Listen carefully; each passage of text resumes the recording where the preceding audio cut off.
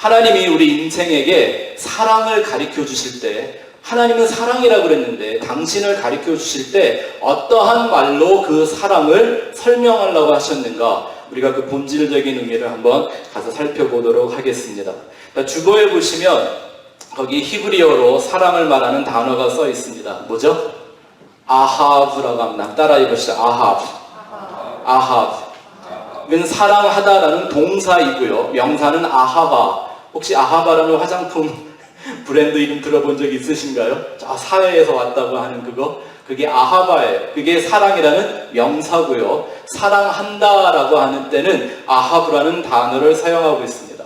원래 전통적으로 히브리 사람들은 하나님의 사랑, 그러면 어떻게 생각했냐면 하나님의 사랑은 언약을 지키고 약속을 지키는 것이다 라는 의미로 오랫동안 생각해 오 있습니다. 왜냐하면 그도 그럴 것이, 약속이나 언약이 깨지면 사랑이라는 관계도 깨지기 때문입니다.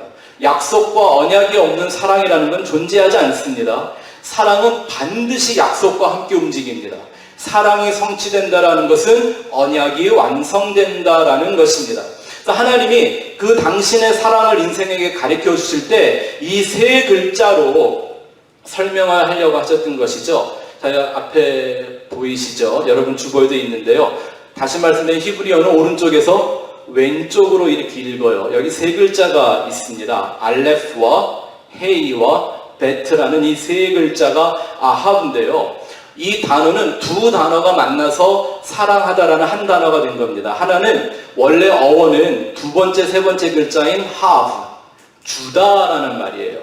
준다라는 이 하브라는 단어에다가 하나님이라는 알레프를 붙여놓은 말이 사랑이에요. 그러면 아하브라고 할 때는 어떤 의미가 되나요? 하나님이 주신다 혹은 하나님을 준다, 이게 사랑이라는 첫 번째 하나님이 선택하신 말씀이란 말입니다.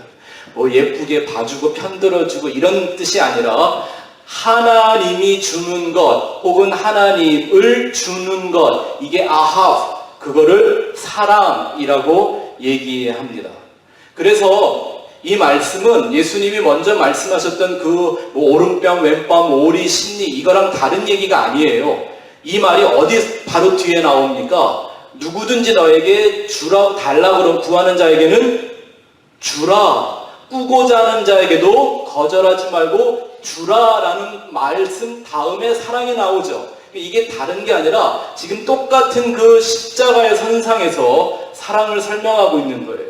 왜냐하면 예수님이 말씀하시는 그 사랑이라는 말은 누굴 좀 잘 대해주고 좀 친절하게 해주고 따뜻한 마음으로 대해주고 이런 뜻이 아니라 하나님을 주라, 하나님이 주는 것, 이 의미를 갖고 사용하시기 때문에 그런 거죠. 그렇다면 또 이 하브라는 단어도 한번 우리가 분석을 해볼 필요가 있습니다. 준다라는 말을 하나님은 어떤 의미로 사용을 하셨는가? 두 글자가 만난 거죠. 헤이라는 말과 베트라는 두 단어인데요. 헤이는 바라보다라는 거예요. 바라보다. 그리고 뒤에 나오는 베트라는 건 집 혹은 성전, 이 두 가지 의미를 갖고 있습니다.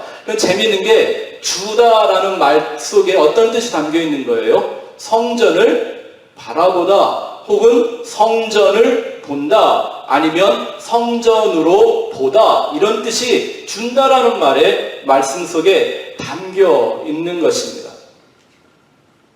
놀랍죠? 우리가 그냥 일반적으로 이 현대사회가 생각하는 무슨 세익스피어 소설에 나오는, 희극에 나오는 사랑과는 의미가 전혀 다른 얘기가 지금 이 안에 담겨 있죠.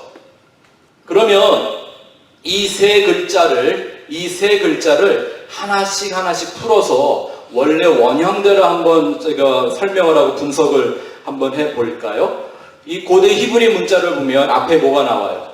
황소 모양으로 한 알렙, 하나님을 상징하는 거랬죠. 첫 번째라는 뜻도 되고 하나님이라는 뜻도 돼요. 두 번째는 보기 쉽게 사람이 뭘 손들고 바라보는 모양으로 나와 있죠.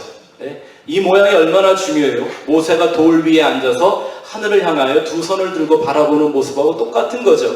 그리고 그 다음에 나온 이 베트라는 이 글자는 어떻게 돼 있어요? 뺑뺑 돌면서 어디로 들어가요? 중심을 향해 들어가요. 바로 성전을 목적으로 하고 있는 글자를 표현하고 있는 겁니다. 그러니까 이 말의 뜻은 이렇게 우리가 한번 생각해 볼 수가 있겠죠. 아하브라는 사랑의 말은 하나님이 성전으로 보여주신다, 혹은 하나님이 성전으로 바라보신다, 이런 뜻이 담겨 있는 거겠죠. 성경에서 이렇게 준다라고 하는 말은 성전을 혹은 성전을 바라보다, 성전이 되게 한다, 이런 뜻이 있다고 그랬죠. 그래서 성경에 나올 때 뭔가를 준다 혹은 섬긴다라는 말이 나올 때 꼭 어떤 표현이 따라붙어요? 설명이? 죽게 하듯 하라 라는 설명이 항상 따라붙죠. 그래서 부부가 서로를 사랑하고 섬길 때에도 어떻게 하라고요? 죽게 하듯 하라고 돼 있고요. 상전과 그 종과 노예들의 관계에서도 누구에게 하듯 하라고요? 죽게 하듯 하라. 그러니까 뭔가를 준다고 할 때는 그냥 주는 게 아니라 어떻게 해요? 하나님에게 혹은 성전에 드릴 수 있는 것처럼 주라고 얘기하는 겁니다. 아무거나 막 주라고 하는 게 아니고요. 그러면 여기서 주라고 하는 말을 할 때는요, 무엇을 주어야 합니까? 하나님을 주는 겁니다. 정리하면 이렇게 되어 있습니다.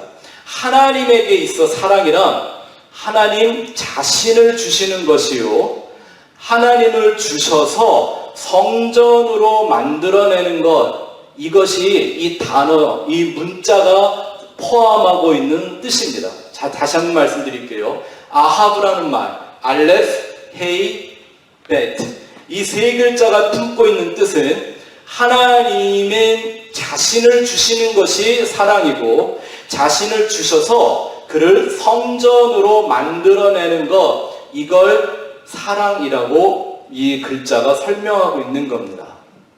아멘. 나 같은 자를 성전 삼으셔서 내 안으로 들어와 내 안에 거하시는 그 하나님의 마음, 그 역사를 사랑이라고 말하는 것입니다. 여러분, 내가 본래 성전이라 하나님이 내 안에 들어와서 거하시는 게 아니죠. 난 아무것도 아닌데 질그릇과 같은 존재에 불과한데 그 하나님이 내 안으로 뚫고 들어오셔서 내 마음의 보좌에 앉아주심으로 나는 그때 성전이 되는 것이죠. 그 은혜를 나한테 베푸시는 그 하나님의 행위, 그것을 사랑이라고 하는 겁니다. 그게 원래 하나님이 이게 바로 내 사랑이야 라고 가르쳐 주시는 그 뜻이라는 겁니다. 그러니 하나님이 나를 성전 삼으시는 그것을 사랑이라고 한다면 내가 하나님을 사랑한다, 내가 하나님께 드려야 되는 사랑은 자연히 또 뭐가 되어야 할까요?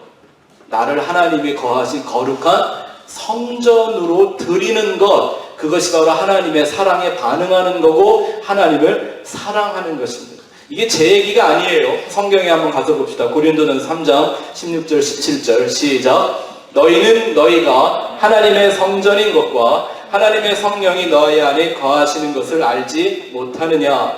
누구든지 하나님의 성전을 더럽히면 하나님이 그 사람을 멸하시리라. 하나님의 성전은 거룩하니 너희도 그러하니라. 나를 성전되게 하신다는 이 말씀 속에 우리 하나님의 구원의 섭리에 속한 모든 진리가 담겨 있습니다. 한번 잘 생각해 보세요. 성경의 모든 것이 나를 성전 삼으신다라는 말 속에 다 함축되어져 있습니다. 나를 성전 삼아 하나님이 영원히 거룩하게 거하신다라는 이 말씀 속에 창조부터 새하늘과 새 땅의 모든 목적을 설명하고 있는 겁니다. 우리는 영적인 성장과 성화에 관심이 많죠. 그 칭의와 성화의 모든 진리를 품고 있는 말씀이기도 합니다. 내가 하나님이 거하시는 온전한 성전으로 지어가지는 것 말입니다. 그 역시 이 모든 섭리의 핵심은 어디 있습니까? 예수 그리스도의 십자가